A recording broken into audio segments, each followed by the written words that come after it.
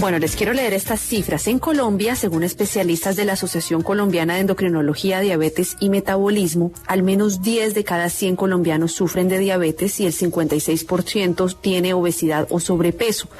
De acuerdo a un estudio de The Lancet, en América Latina los casos de diabetes crecerán un 180% para el año 2050.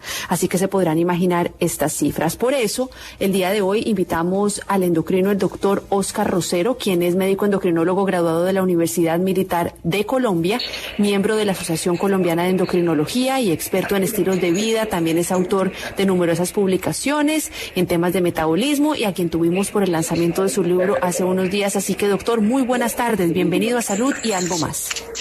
Hola, muy buenas tardes. Un saludo muy especial para la mesa de trabajo de Salud y Algo Más, un programa espectacular y con dos super periodistas. Encantado de estar aquí compartiendo una vez más, sobre todo este tema tan importante para toda la población.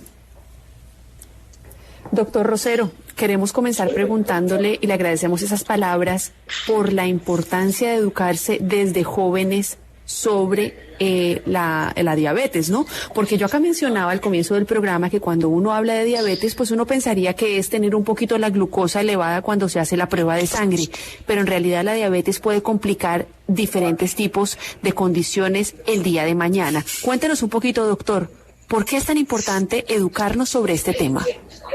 Sí, yo creo que esa introducción que tú hiciste es muy clave. Tenemos una verdadera pandemia de enfermedades crónicas, dentro de ellas la diabetes, por supuesto, cobra una especial relevancia. Hay dos tipos de diabetes también para los oyentes, para que entiendan. La diabetes tipo 1, que es la de los niños que tienen una condición genética que hace que su páncreas desde muy pequeñitos no produzca insulina. Y está la tipo 2, que es la del adulto, la que se puede prevenir, la que está matando cada vez más personas y llevando a la diálisis y amputaciones y acelera a cada vez más personas. La diabetes tipo 2 es una condición que se puede prevenir casi yo puedo decir que más del 90% de los casos de diabetes tipo 2, si las personas hubieran tenido la información correcta, no tendrían por qué estarla padeciendo. Es decir, la tipo 2 sí podemos intervenir desde muy pequeñitos para evitar su progresión.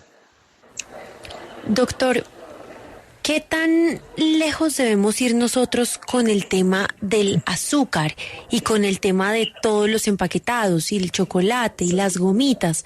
Porque muchas veces es que no entendemos, no todos entendemos el vocabulario médico y no todos entendemos lo malo que es el azúcar. Entonces, si yo a mi hijo le empaco en la lonchera todos los días unos Kellogg's, o si yo a mi hijo le empaco todos los días en la lonchera un Chocorramo, o si yo a mi hijo le empaco todos los días o le dejo comer en la casa un yogur con azúcar, ¿es probable que yo esté generando una diabetes a futuro en mi hijo? Es una muy buena pregunta. La diabetes tiene múltiples causas. Obviamente la genética, factores medioambientales, pero un factor que está identificado desde hace mucho tiempo como factor disparador incluso o generador de diabetes tipo 2 es la alimentación. No podemos negarnos a eso, a pesar de que existen algunas controversias diciendo sí, que consumir azúcar produce o no diabetes. Lo que se sabe hoy en día es que una alimentación inadecuada produce un incremento significativo del riesgo de padecer diabetes. ¿Y qué es una alimentación inadecuada? Eso que tú acabas de mencionar. Lamentablemente nosotros, nuestra generación, que somos ahora padres, tuvimos una época en la cual la información no llegaba de forma abierta y sin filtro. La información nutricional que los que somos padres hoy en día recibimos era información que tenía obviamente un interés comercial. Nos querían vender productos, era llamativo, era novedoso y nuestros padres asumieron que esa era la forma correcta de nutrirnos porque no existió nunca alguien que pusiera una alarma. Y no existió el que pusiera la alarma porque no había la evidencia científica de que eso hacía tanto daño. Yo siempre pongo el mismo símil que lo que pasó con el cigarrillo. Hace 40, 50 años se fumaba sin ningún problema. Hoy en día se sabe que es malo y ya se hizo una regulación muy estricta.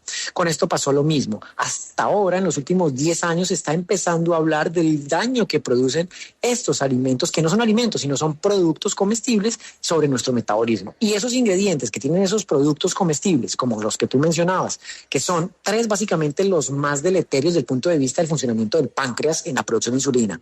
Azúcar añadida, azúcar refinada, grasas vegetales industriales que producen una inflamación muy importante y harinas refinadas, específicamente la harina de trigo refinada. Esos tres ingredientes que están casi que presentes en las loncheras de nuestros hijos, pues son obviamente disparadores de esa condición. Puede que no sea la causa directa, pero si todos los días estamos consumiendo productos que afectan el funcionamiento del páncreas, a los 40 años vamos a tener lo que estamos viendo hoy en día. 1 de cada 10 colombianos con diabetes, el 60 al 70% de la población con sobrepeso, obesidad y con todo lo que eso trae por delante.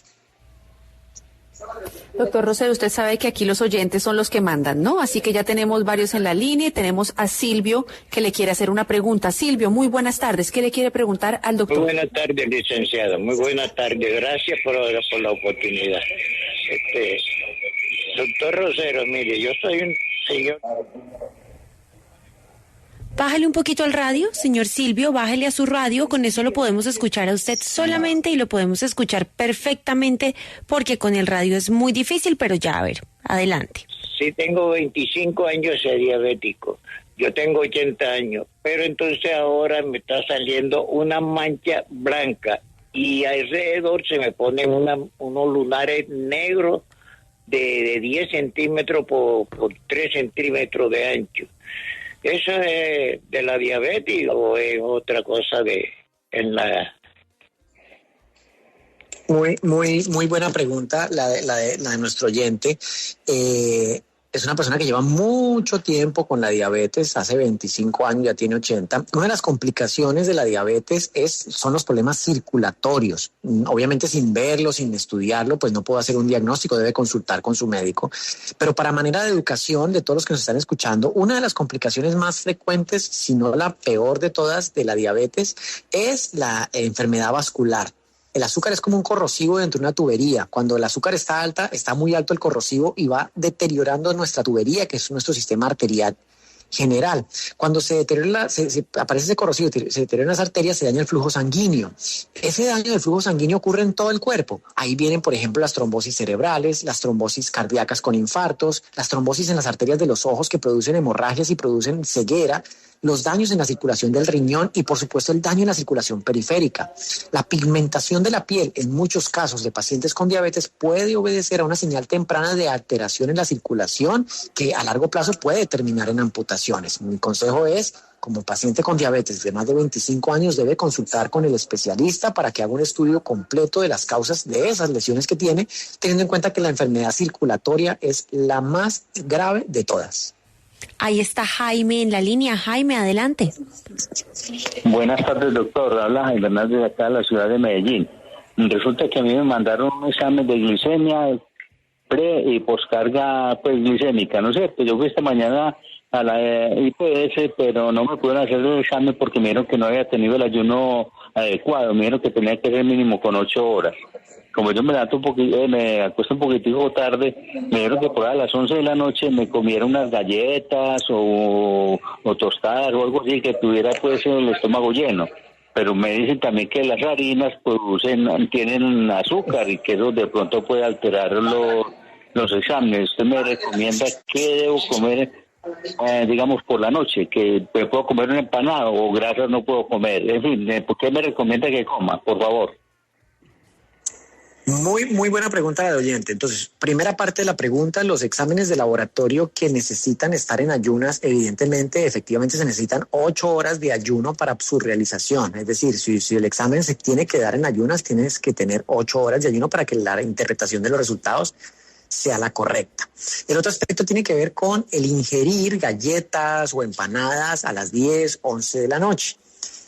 Es un tema que lo trato muy bien en mis libros y es un tema que se llama la cronobiología. Nuestro cuerpo no está diseñado para la asimilación adecuada de nutrientes en la noche. Ocurren respuestas hormonales y metabólicas e incluso la microbiota que hacen que esa asimilación no sea la correcta y que puede ser un factor deleterio a la hora de controlar la diabetes. Existen casos particulares, pacientes que, por ejemplo, tienen administración de insulina, inyectada que pueden llegar a necesitar para evitar bajones de azúcar. En eso siempre les recomiendo a los pacientes que hablen con su médico, porque si están presentando bajones de azúcar con la dosis de insulina, no se soluciona dando azúcar, se soluciona es bajando la dosis de insulina. En este caso, si está con insulina y tiene que comer por la noche, debe evaluar con su médico para ver qué es lo que realmente está ocurriendo. Y la toma de exámenes sí requiere por lo menos de 8 horas de ayuno para un adecuado diagnóstico. Doctor, aquí nos están preguntando también por el chat que si la diabetes es hereditaria. Esa es una duda que siempre hemos tenido. Se sabe que existen genes que condicionan un riesgo mayor a tener diabetes, como con todas las enfermedades crónicas. Sin embargo, hay algo que también la ciencia ha demostrado, y es que aun cuando yo tenga genes que predisponen a la aparición de la diabetes tipo 2, si mi estilo de vida desde la infancia es correcto conmigo mismo, sin consumo de ultraprocesados, sin consumo de azúcares añadidas, con una actividad física regular, es decir, con un buen estilo de vida, así tenga los genes, no voy a presentar la enfermedad. Se llama una expresión genética que no se va a dar aun cuando tenga el gen. Hay una cosa importante y quiero aclarar a todos los oyentes.